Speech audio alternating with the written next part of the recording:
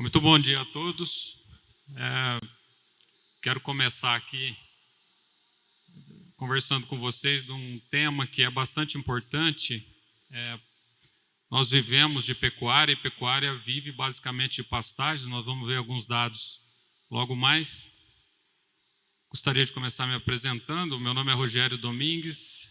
Eu tenho trabalhado basicamente com sistemas intensivos de pastagem, produção de carne durante toda a minha vida profissional, nos região centro-oeste, sudeste e norte do país, e sempre com o objetivo de levar aí para o produtor tecnologia e buscar eficiência e lucratividade dentro do sistema de produção escolhido. Tá? Bom, queria agradecer também o convite do Pedro. Pedro me deu uma missão quase impossível aqui de falar sobre manejo de pastagem em 15 minutos. Então, tem que começar manejando o tempo primeiro. Tá? Mas eu não podia deixar de dizer que a pastagem no Brasil ela é extremamente importante para o país. Nós estamos falando aqui alguma coisa em torno de 180 milhões de hectares, tem uma certa contestação aqui, 165 milhões, tá? Ocupando aí 20% praticamente do território nacional, com áreas com pastagens, e quando a gente compara aqui com agricultura e floresta plantada, 9%, nós temos o dobro de áreas de pasto no Brasil, comparado com a agricultura. Então, nós temos muito potencial de crescimento, muito potencial.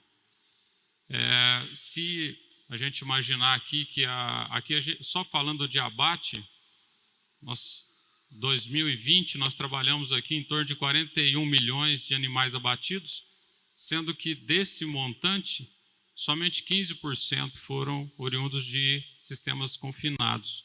Ou seja, nós temos praticamente 85% dos nossos abates oriundos de pastagens, sem contar todo o estoque de fêmeas e de recria que essa área comporta. E, por falar de pastagens, eu gostaria de chamar a atenção dos senhores para a forma com que nós estamos cuidando das nossas pastagens, que é um dado de 2018, mas que ele arremete ao futuro. Então, eu gosto de usar isso, porque isso aqui é exatamente o período que nós vivemos.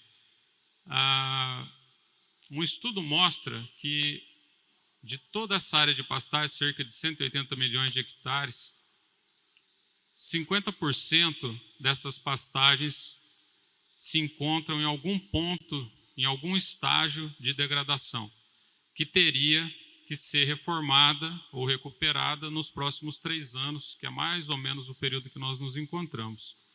E que mais ou menos 10% desse valor, 8,5%, já teria que ter sido reformada algum tempo atrás, devido ao estágio de degradação. Então, a pergunta que eu quero deixar é: como nós cuidamos das nossas pastagens, que é a base do nosso sistema de produção?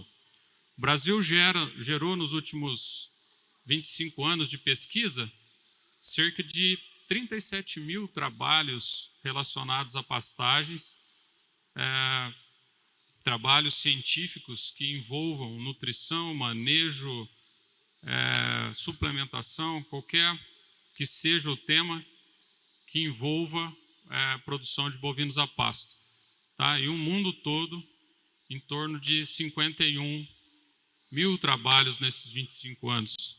37 mil contra 51 mil. Tá? Então, a importância do Brasil dentro da pesquisa e dentro do nosso sistema como um todo. Bom, eu gostaria de começar por aqui.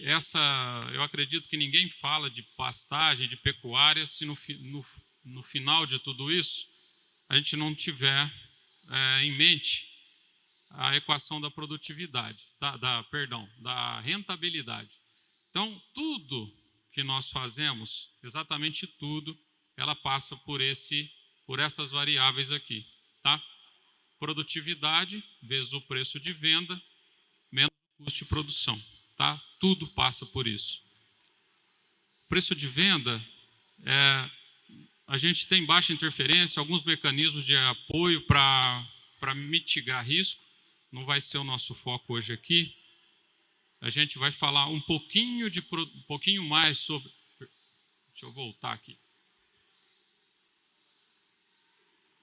Aqui. A gente vai falar um pouquinho mais sobre produtividade e ligar algumas coisas a custo aqui, de forma bastante rápida, tá bom?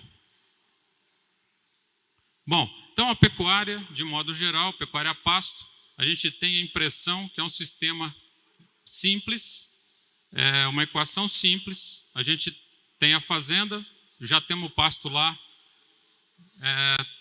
um rebanho que a gente pode estar trabalhando com qualquer uma das categorias, seja cria, recria ou engorda.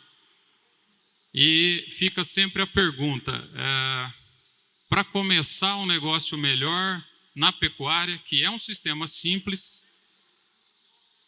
qual botão devo apertar? Essa é a pergunta, porque eu converso bastante e há algum tempo venho trabalhando com produtores que têm migrado para o sistema de integração, assim como o Pedro fez e faz, e o pessoal me fala muito, Rogério, mas trabalhar com agricultura não é para mim. Tem muita coisa, plantadeira, vácuo, semente por metro, fungicida, carecida, colheita, índice de perda na colheita, armazenamento. Eu quero ficar na pecuária. Então, a pecuária é muito mais simples e nós vamos ver um pouquinho além do apertar desse botão, tá? Bom, nós como produtores de pastagem, quando a gente se coloca para fazer uma pastagem mais intensiva, assim como a agricultura, para ganhar a rentabilidade da agricultura, é super importante a gente encarar essa planta como uma cultura. Nada mais justo. Para aumentar a produtividade, nós precisamos tratar dessa planta como a gente trata o pé de soja. Tá? E, pensando em cultura, o professor Malavolta falou aqui, um pesquisador da área agronômica, ele mostra que de todos os fatores distribuídos aqui entre solo, onde nós temos física, química e biologia, a planta e clima, nós temos 52 fatores que são variáveis dentro desse sistema de produção. Dentre esses 52, 10 são fatores climáticos, que a gente tem pouca interferência. Talvez tenhamos interferência na irrigação, que pode ser um fator de domínio, e um pouquinho de minimizar a temperatura com sombreamento, no caso da pecuária. Então, nos sobra em torno aí de 43, 44 fatores que são variáveis dentro do nosso sistema. Tá? Então, é muita coisa para a gente cuidar. E quando a gente imagina que está tudo bem, o pasto, nós já dominamos esses fatores, desses 40, nós vamos interferir em vários deles, vamos conseguir botar um pasto de qualidade para desfrutar dessa genética que nós conversamos agora há pouco, que a gente tem ouvido, né, agora há pouco. Então, o nosso foco é manejo, aí aparece mais uma série de situações para complicar a nossa vida. Então, tudo isso interfere na produção final, são fatores de produtividade. O sistema de produção adotado, se é a pasto, se tem uma parte com sequestro, se é alta lotação, baixa lotação, pastejo contínuo, sanidade do animal, o que o mercado interfere no nosso sistema para compor aquela equação do desempenho, a genética é extremamente importante, clima, efeito de política, as instalações, como que nós desenhamos o nosso sistema de produção, tudo isso, ele interfere naquela equação inicial. Então, são muitas interrelações. E aí, a gente começa a entender que a pecuária não é só apertar um botão. Na verdade, é uma série de ações que nós precisamos ter em mente E são diversos botões a serem apertados em tempos diferentes e, muitas das vezes, ações que podem nos levar ao caminho da produtividade ou a uma condição que o avião nem decole, nem saia do chão. Tá? Os tópicos mais discutidos dentro desses assuntos variáveis aqui, a gente lista principalmente a produção de forragens, o aumento da produção de forragens com o uso de fertilizantes, alguma coisa de manejo, manejo é a forma que nós fazemos, que é conhecimento, parte de nutrição, suplementos, instalações e projetos. Nós vamos trabalhar aqui com esses dois hoje, de forma bastante rápida, produção de forragens, uso de fertilizante corretivo e alguma coisa de conhecimentos. Tá? Então, por onde começamos? Agora, depois de tudo isso, desse monte de variável, fica a dúvida, por onde começar? E aí o desafio da pastagem nada mais é do que isso, é transformar esse cenário para esse cenário, onde a gente tem muita pastagem ainda degradada, conforme dito no início, em algum grau de degradação, para uma condição de pasto, onde nós podemos explorar o máximo potencial dos animais ali apacentados. Essa foto aqui, ela é de animais que têm a mesma genética daqui, tá? Aí eu pergunto para vocês, a expressão em produtividade desses dois sistemas, elas são iguais? Nunca serão iguais, porque falta a base aqui. O Renato comentou sobre a precocidade das novilhas. Sem nutrição, a novilha não consegue expressar potencial, não consegue reconceber no futuro. E aí aparece um alemão chamado Liebig, há quase 200 anos atrás, e começa a nos alertar que a nossa base de produção, que é o solo, ela é limitada pelo fator de mínimo, ou a lei do mínimo. Tá? Esse fator aqui, que nós que cuidamos das nossas pastagens e precisamos olhar o solo com mais atenção, precisamos ter em mente que esse é o ponto de partida, é entender aonde está a restrição da nossa produtividade de pasto, das pastagens. Esse aqui é um exemplo clássico aqui de crescimento de raiz e nossos pastos funcionam exatamente dessa forma. O pessoal até brinca, né? O que tem de raiz aqui para baixo é o que a gente vê acima de crescimento vegetativo. Isso é verdadeiro. E aqui, só para a gente entender, um pasto onde tem uma área onde nós temos um crescimento normal de raiz a quase 1 metro de profundidade, 80 centímetros. Outra que tem problema de compactação, a 30, onde nós temos problema de toxidez de alumínio ou deficiência de cálcio, a raiz não passa de 30 centímetros. Tá? E aí, quando vem o veranico, e o veranico ele tem se intensificado, aqui é um dado da Embrapa, que mostra que em 1975, veja bem, nós tínhamos aqui 13 dias de veranico, acontecia uma vez por ano, somente uma vez, em torno de uma vez por ano. 18 dias de veranico acontecia 2 vezes a cada 7 anos. Então a condição produtiva de 75 mudou muito quando a gente compara aqui em 2013, que passa a ter 25 dias de veranico uma vez por ano. E a cada 2 anos a gente tem 35 dias. E nós estamos sentindo isso na pele, ano a ano, essa condição de clima mais seco. E o que faz a total diferença quando a gente tem um crescimento pleno de raiz que sai dessa zona de deficiência hídrica. Tá?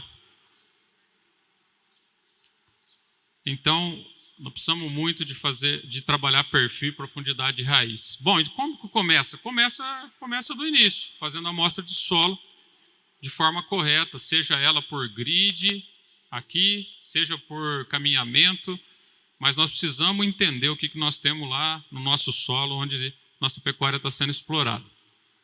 Aqui são fotos do preparo de solo, da aplicação de calcário, solos aqui no Brasil Central com cerca de 10 toneladas de calcário por hectare.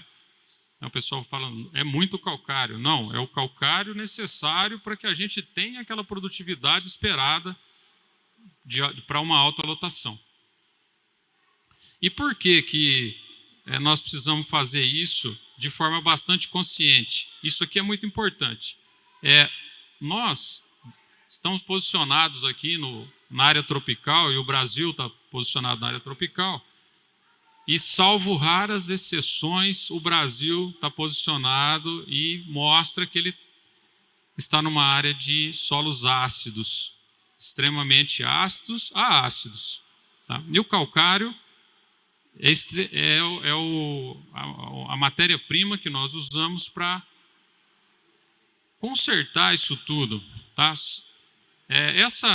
Isso aqui é um negócio que eu chamo bastante atenção, porque, veja bem, hoje nós vivemos a era de busca de eficiência. As margens vêm a cada dia reduzindo e nós buscamos a eficiência no nosso negócio. Então, veja bem, se os senhores têm aqui um solo com um pH de 45, de 4,5, nós temos 20% de eficiência na aplicação de nitrogênio, 30% de fósforo, 30% de potássio.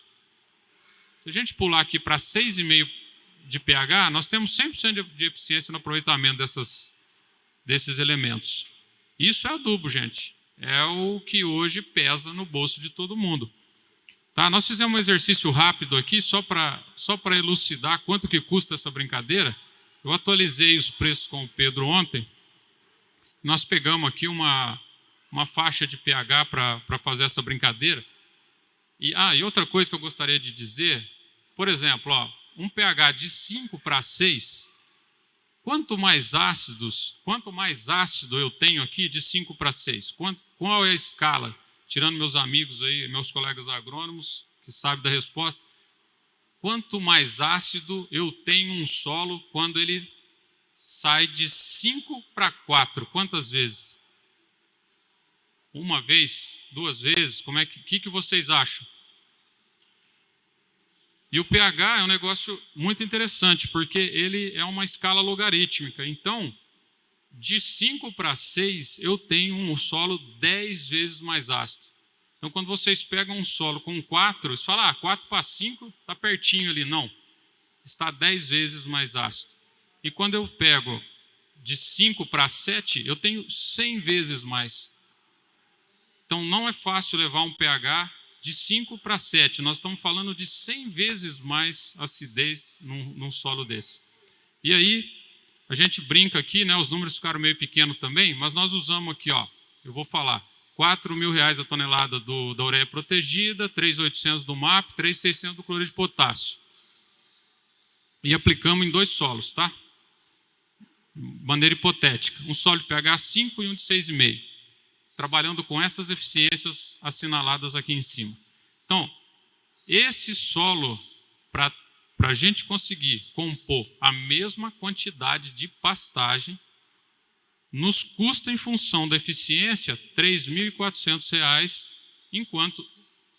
enquanto esse solo aqui custa R$1.300. Só porque a gente não tem eficiência em adubação de solos ácidos. Quando a gente trabalha colocando o animal na jogada, nós temos aqui um custo mensal nesse solo de pH 5 de 76 e esse daqui de R$30. Eu acho difícil hoje a gente ter um arrendamento com esse valor de R$30, o que mostra que compensa muito adubar pasto, desde que a gente tenha condições de ter eficiência ali. Uma arroba produzida num pasto ácido, onde a gente está adubando para 2 UAs e meia, R$235 a arroba produzida contra 128, e uma receita operacional aqui em torno de R$1.000 num solo onde nós adubamos de forma errônea, e de 3.100 praticamente num solo onde nós fizemos a correção. Quase 3 vezes mais, e eu acredito que esse valor aqui é um valor extremamente interessante. Então, a ideia é: comece certo, produza certo, maneje certo. Tá? Com relação ao conhecimento que nós precisamos aqui, é saber, entender o nosso clima, onde está o desafio do período seco. Eu coloquei alguns dados aqui, não tem de Minas, mas o gráfico funciona assim para todo. O período seco tem que ser bem entendido, bem interpretado. A gente tem que saber que todas as vezes que nós aumentamos o nosso nível de produção, a gente cria um problema sério aqui na seca, então não adianta só adubar a pastagem, nós temos que entender o que nós vamos fazer com esses animais aqui no período das secas. A gente pode lançar mão de pastagem diferida, de pastejo irrigado, de sequestro, de feno, de silagem, tem uma série de ferramentas para a gente driblar isso daí. Temos que entender qual que é a melhor, aonde é o ponto de inflexão da nossa produtividade, porque o pessoal fala muito de desempenho individual, mas a gente nunca pode deixar de fugir de nossa cabeça o desempenho por área. É super importante isso. Sempre trabalhar manejo de pastagem com altura e saída, altura de entrada e saída de resíduo. Aqui depois a gente pode disponibilizar e conversar sobre isso. Tá? E aqui um exemplozinho só de tecnologia de custo zero. Tá? É bem rápido aqui para já quase acabar. Nós temos um capim aqui, um braquiarão, manejado de 25 e 35 centímetros, com lotações parecidas e com desempenhos muito maiores, só quando a gente muda a entrada do pasto, do animal a pasto.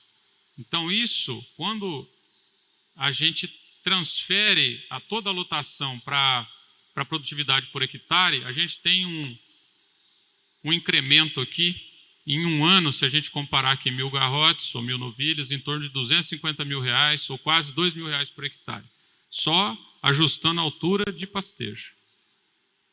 Esse custo de incremento é custo zero, tá? Custo só de conhecimento.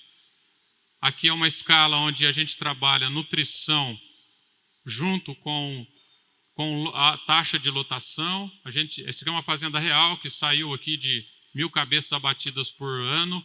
Nós estamos aqui numa média de duas UAs por hectare, que não é nada demais, abatendo cerca de quase 4.000 animais por ano, podendo chegar aqui em torno de 10, tá? A gente pode discutir isso aí depois. Lembrar sempre do uso da tecnologia. A tecnologia ela precisa acompanhar essa escala. Não adianta a gente trabalhar com aditivo no sal se a gente não tem forragem aqui embaixo.